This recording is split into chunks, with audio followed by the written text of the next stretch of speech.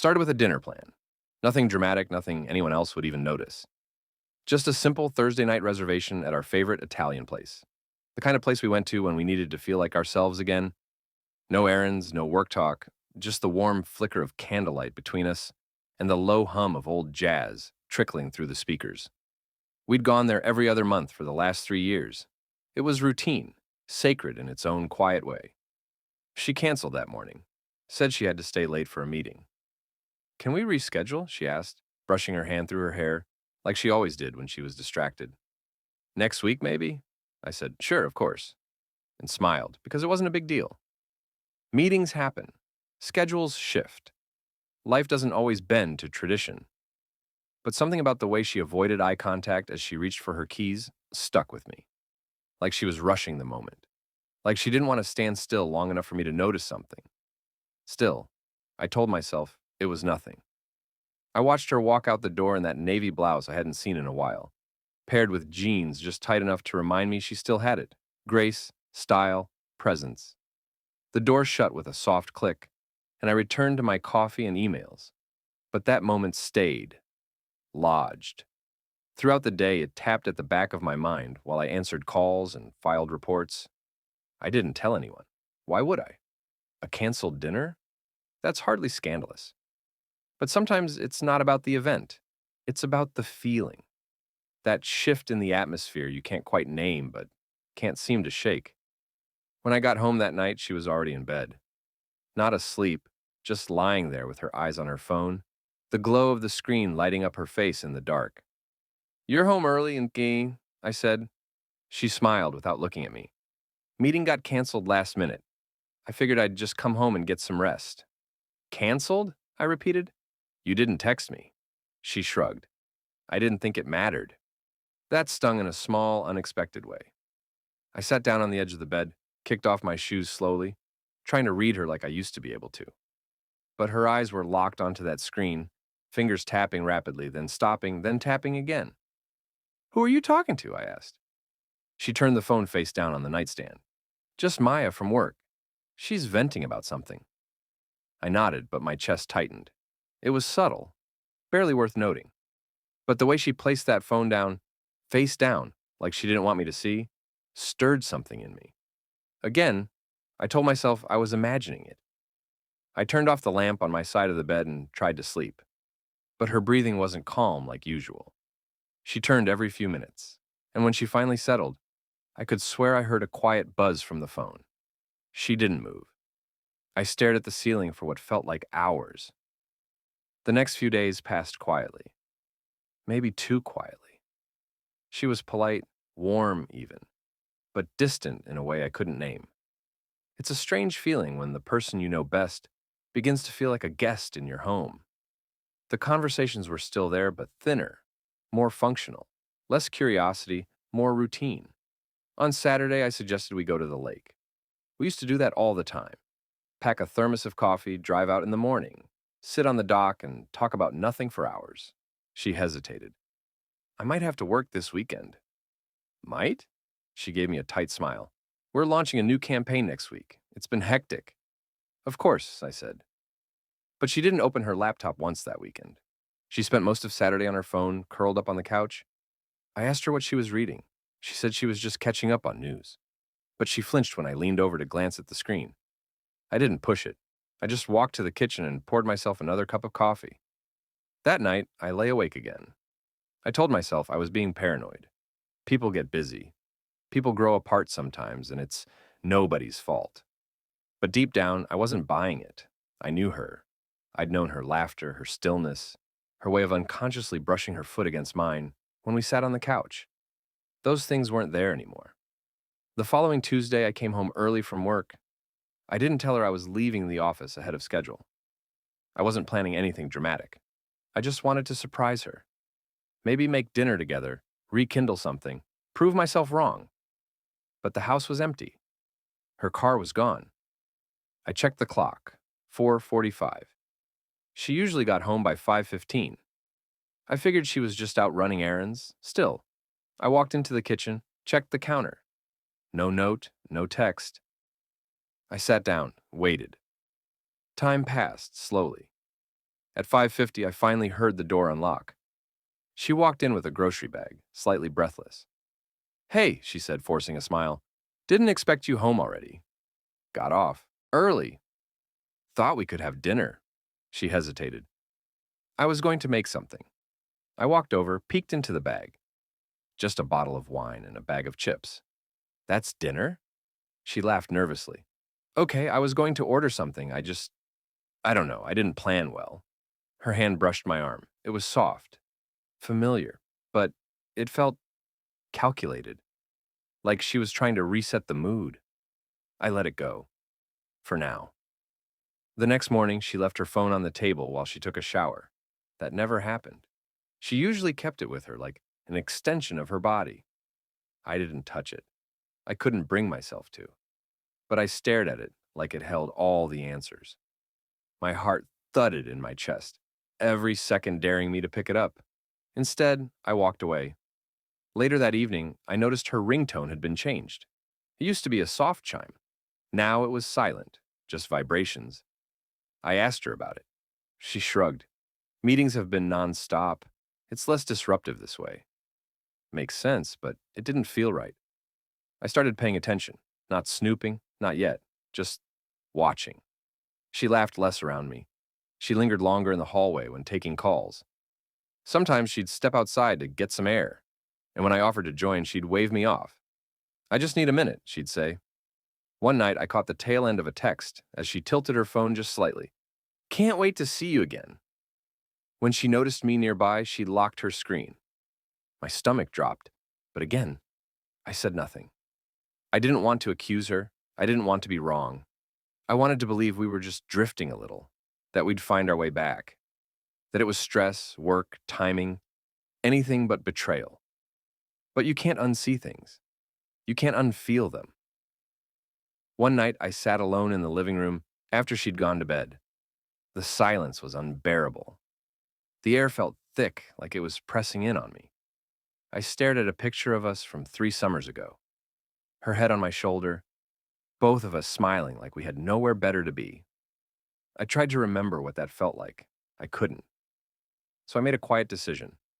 No confrontations, no drama, just observation. I would watch, listen, wait. The truth, whatever it was, would show itself. And when it did, I'd know what to do. Or at least, I hoped I would. It's strange how quickly silence becomes a language. Not just the absence of sound, but the weight of things left unsaid. The subtle shift in a person's rhythm. The change in how someone closes a door or lingers over a text message. I found myself noticing everything. The way she laughed more often when texting than when talking to me. How she turned her body slightly away when she took a call in the living room. Her voice soft and upbeat, different from the tired tone she used with me. She started locking her phone. Not just the screen, but the entire device, even while at home. She never used to do that. And then there were her clothes. She began dressing differently for work. Sharper, more fitted, and with makeup she hadn't worn in months. I complimented her one morning, told her she looked great. She smiled politely, like I was a stranger, offering a kind but meaningless gesture. Then she kissed my cheek and walked out the door before I could say anything more. That kiss. It wasn't a real kiss. It was just habit. I don't know the exact moment I realized I was no longer part of her world. Not in the way I used to be. But it was becoming clear that someone else was, and I had no idea who. One evening, I offered to drive her to work. Her car was due for servicing, and I thought it might give us some time together. But she insisted on taking a rideshare instead.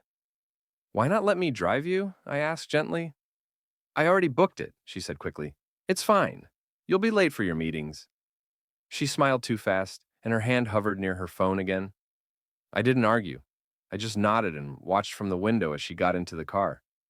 She didn't look back. That night, I started going through our old photos. I wasn't looking for anything. I just missed us. Vacations, birthdays, that rainy Sunday when we built a pillow fort in the living room and watched movies all day. I stared at those images, trying to understand how something so warm could become this cold. Was I too busy? Too distant? Had I missed the signs? Or was it all just inevitable? Later that week, I came home early again. This time, I didn't make noise when I came in. The house was quiet, but her laughter floated from the backyard, light, playful. I walked to the window and peeked through the curtain. She was sitting on the patio with her phone propped up in front of her, video chatting with someone. Her smile was wide, her eyes bright in a way I hadn't seen in months. She was twirling a strand of her hair like she used to in college when she was flirting. I stepped back before she saw me. My heart pounded, and not from anger. It was something else. A strange combination of dread and sadness. I didn't ask who it was. I didn't confront her. That night, she told me she was tired and went to bed early. I sat in the living room alone again, the television playing something I didn't care about. The house felt emptier than ever, and she was still in it. I started keeping notes, not obsessively, just enough to track the changes. Friday, stayed late at work again, smiled while texting. Saturday, took a work call outside for 20 minutes. Sunday, laughed at phone, then put it down the moment I entered the room. It wasn't evidence, it wasn't even proof, but it was real. I wasn't imagining this. She was drifting, not aimlessly, but towards something or someone. A few days later, I made dinner. Her favorite, chicken parmesan, roasted vegetables, the same wine we had on our second anniversary. I lit candles, played that soft jazz album she used to love. I didn't tell her I was doing it. I just wanted to surprise her. She came home 2 hours late. "Oh," she said, startled by the setup. "You cooked?" I nodded. "Thought we could have a nice evening." She walked slowly into the kitchen, her eyes scanning the table, the food, then me. I, I'm not really hungry. I grabbed something with Maya." Of course it was Maya. I smiled politely. "No problem. Maybe tomorrow." She hesitated. "This is really sweet, though." Then she disappeared into the bedroom. I stood there, fork in hand, pretending it didn't matter, pretending the food didn't taste like cardboard, pretending I wasn't unraveling inside. I didn't cry, I didn't throw anything. I just cleaned up, put the leftovers in the fridge, and sat on the couch until I heard the shower turn off and the bedroom light click off. That's when I decided to start doing something about it. Still no confrontation, no accusations. But I needed clarity. So I changed. I became more present. Not clingy, not demanding, just aware. I started asking casual questions. "What time's your meeting today? Did Maya mention anything about that project you're both on?" Sometimes her answers didn't quite line up. One day she said she was working late at the office, but I noticed her gym bag was missing the next morning. She hadn't been to the gym in weeks. Not that I'd noticed. The next week I called her office around 6 p.m. just to hear her voice. Her colleagues said she'd left hours ago. When I asked her about it that night, she said they were allowed to work remotely now, and she'd forgotten to mention it. Another shrug, another vague answer, and the gap between us widened.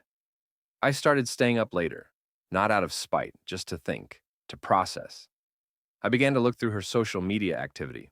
Nothing obvious, no names I didn't recognize, but subtle patterns. A few new followers, a few accounts she liked often, mostly travel and photography pages, but one or two seemed oddly specific. One belonged to a man who frequently posted about being in our city, though I didn't know him. I didn't jump to conclusions. I wasn't ready to spiral into something ugly, but my heart was no longer calm. Each day felt like walking through a fog, pretending I couldn't see the cliff edge up ahead. I started sleeping in the guest room. I told her it was because of my snoring. She didn't protest, didn't even ask me to stay. And yet, she still smiled in the mornings, still asked if I wanted coffee, still sent the occasional heart emoji if I texted her during the day. It was like she was maintaining a shell of our marriage, just enough to keep the illusion intact. And I was cooperating in silence. Until one night, I heard her whispering. It was past midnight. I had gone to get a glass of water and heard her voice through the bedroom door. I stopped, listened. She said something like, "I miss you too." Then laughter. A soft kind I hadn't heard in months. My hand tightened around the glass. I didn't knock, didn't enter. I walked back to the guest room, heart pounding. I didn't sleep that night. I didn't need a confession anymore. I needed the truth, and if she wouldn't give it to me, I would find it, quietly, carefully. I wasn't looking for revenge. I wasn't even sure I was ready for answers, but I couldn't keep pretending. Something was happening. Something was already broken, and the only way forward now was through the silence, watching, waiting, and listening for the truth, no matter how softly it spoke. The hardest part wasn't the silence. It was pretending I didn't already know. By the time a month had passed, I had become good at that. Pretending. Pretending to sleep soundly in the guest room. Pretending to believe her explanations. Pretending we were still us. But something inside me had shifted. A quiet resolve. Born not out of anger, but from heartbreak. I still loved her. That's what made it so much harder. If I didn't, maybe I could have yelled. Maybe I could have stormed out. But love makes you linger, makes you listen longer than you should, makes you hope, even when hope is hollow. I started keeping a small journal in my desk drawer, not for evidence, just for clarity. I wrote down things she said that didn't sit right. I wrote down times and places, changes in her schedule, even phrases she repeated like, "It's been a crazy day," or "Maya was just venting again." Little things, but when I read them back, they told a different story. One evening, she left her laptop open on the dining table. It wasn't locked. Maybe she trusted me too much, or maybe she forgot. I stood over it for a long time before sitting down. My hands hesitated above the keys. I didn't want to find anything. I truly didn't. I just wanted to feel like I wasn't losing my mind. Her messages weren't on any social platform I recognized. But then I saw a tab, an email draft folder. My stomach dropped. The emails weren't addressed or sent, just saved. A few lines each. "Last night was perfect. I'm still smiling. He asked me about the gym again. I think he knows. I wish I could just be with you without sneaking around." Each line hit like a wave, soft but strong enough to knock the air from my lungs. I scrolled further. No name, no address. Just raw emotion in a draft folder. She must have thought no one would check. That's when it felt real. No more guessing. No more maybe. It was happening. But instead of confronting her, I closed the laptop gently and returned to the couch. Sat there until she got home. She smiled when she walked in. Told me her project meeting ran late. I smiled back and asked if she wanted tea. She said yes. That was the night I stopped waiting for the truth to come to me. I started paying attention to details I'd ignored before. Not because I wanted to trap her, but because I needed to understand when exactly we stopped being real. I began to notice how often she looked at her phone when she thought I wasn't watching.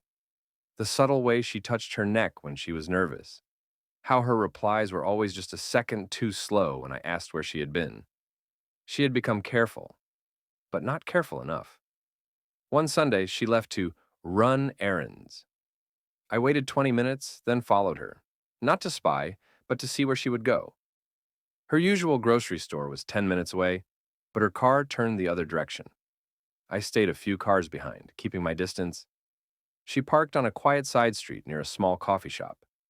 I pulled into a lot 2 blocks down and waited. 10 minutes passed. 15. Then I saw her. She walked out laughing beside a man I didn't recognize. Early 30s, athletic, sharp, dressed in a casual way that said he didn't have to try too hard. She touched his arm briefly. They stood close, too close. Then they got into his car together. I didn't follow. I drove home slowly, every corner and turn feeling heavier than usual. When I walked through the front door, the house didn't feel like mine anymore. It felt like a lie I was renting. She came home 3 hours later with a grocery bag and a story about running into a coworker. I nodded, said nothing, and helped her unpack. I didn't sleep that night. My mind played it on a loop, her walking out of that cafe with a man who made her laugh the way I used to. But even then, part of me didn't want to believe it. Part of me wanted her to sit down, look me in the eyes, and say something, anything, that would make it okay again. But she never did. A week later, I asked her if she was happy. She looked up from her book, confused. What do you mean? Are you happy with us? With me? She paused. Too long, then smiled, but it didn't reach her eyes. Of course, why would you ask that? I shrugged. Just wondering. She leaned over and kissed my forehead. Don't be silly, she said. You always overthink things. I smiled, but inside I was sinking. It wasn't just the betrayal. It was how easily she could lie to me now, how smooth it came to her. That was the part that hurt the most. I started to see a counselor, not for us, just for me. I didn't tell her. I needed space to sort my thoughts.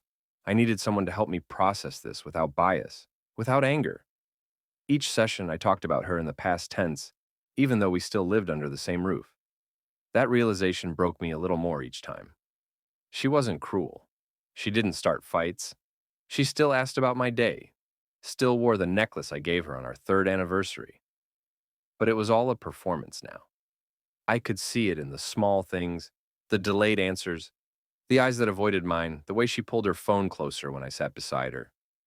One night I asked if she wanted to go away for the weekend. Just the two of us. A cabin, some quiet, maybe a chance to talk.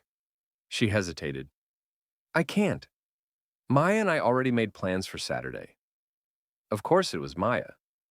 So I called Maya the next day just to say hello. We hadn't spoken in months. She was surprised, but friendly. I casually mentioned their plans. She paused. We actually canceled, she said. Work stuff came up. Why? I hung up politely, made an excuse, and sat at the edge of our bed for a long time. That was it. I wasn't angry, just done pretending. That evening, I sat across from her at dinner and asked quietly, Is there someone else? Her fork froze midair. For the first time in months, she looked truly caught off guard. She didn't answer right away, just stared at me, her lips parted like the words had escaped her. Finally, she whispered, Why would you ask that? And I told her, not everything, just enough. The long hours, the sudden changes, the way her stories didn't add up, the messages, the man at the cafe. She didn't deny it. She just closed her eyes for a long moment, then nodded. I didn't mean for it to happen, she said. The rest of the meal went cold. And so did the room. We didn't yell, we didn't cry. There was just a stillness between us, an exhausted quiet like the end of a long play when the actors step off stage and the curtain falls. That night, I returned to the guest room and closed the door behind me. The next morning, we sat at the kitchen table, two people trying to figure out how to dismantle a life we had built together. It wasn't hate. It wasn't even blame. It was just sadness. A soft unraveling of what we once were. I still don't know what the future holds, whether we'll try to rebuild or go our separate ways. But I know this. When the small things started to change, I should have listened. Because it's never just a missed dinner or a delayed response.